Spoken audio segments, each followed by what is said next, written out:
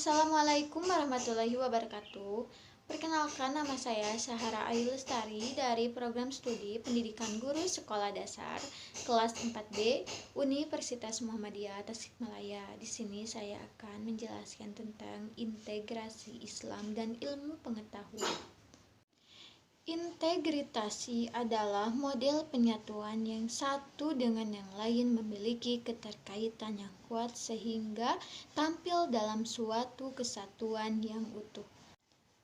Dan untuk selanjutnya, hakikat ayat-ayat Allah Subhanahu wa Ta'ala. Allah Subhanahu wa Ta'ala menuangkan sebagian kecil dari ilmunya kepada umat manusia dengan dua jalan.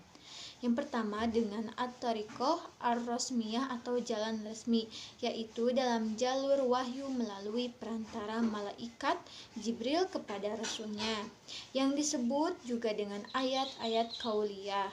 Yang kedua dengan at-thariqah ghairu rasmiyah atau jalan tidak resmi, yaitu melalui ilham secara kepada makhluknya di alam semesta ini, baik makhluk hidup maupun makhluk mati, tanpa melalui perantara malaikat Jibril.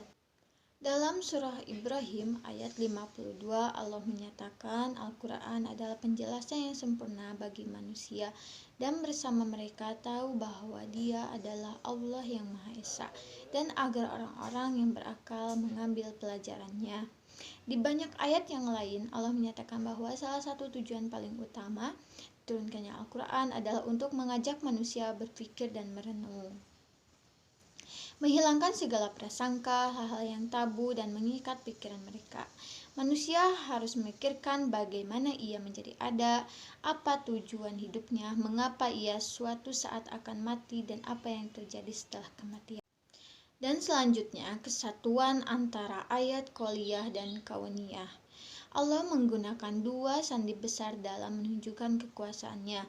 Kedua sandi tersebut adalah sandi qauliyah dan sandi kauniyah. Sandi qauliyah dapat dilihat dengan mempelajari Al-Quran, sedangkan sandi kauniyah dipelajari dengan mencermati setiap fenomena yang ada di sekitar kita, baik peristiwa alam maupun kejadian sosial. Pengertian ayat qauliyah. Ayat qauliyah adalah ayat-ayat yang difirmankan Allah Subhanahu wa Ta'ala di dalam Al-Quran. Ayat-ayat ini menelusuri berbagai aspek termasuk tentang cara mengenal Allah.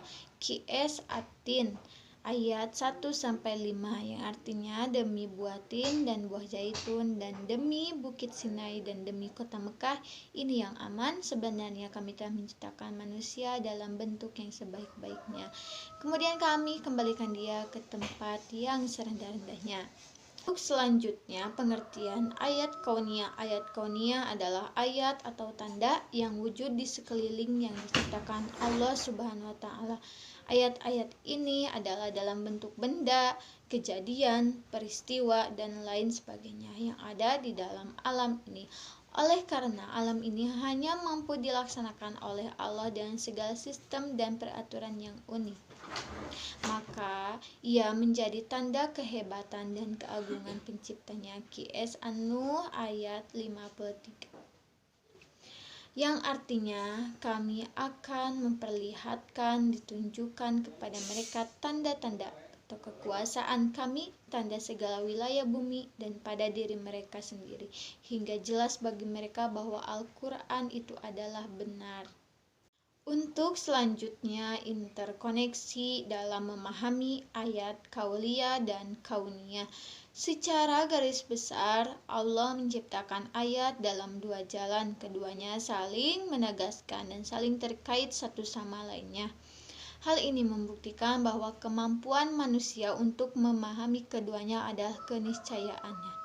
Allah tidak hanya memberikan perintah untuk sekedar memahami ayat-ayat Allah berupa qauliyah, tetapi juga untuk melihat fenomena alam ini.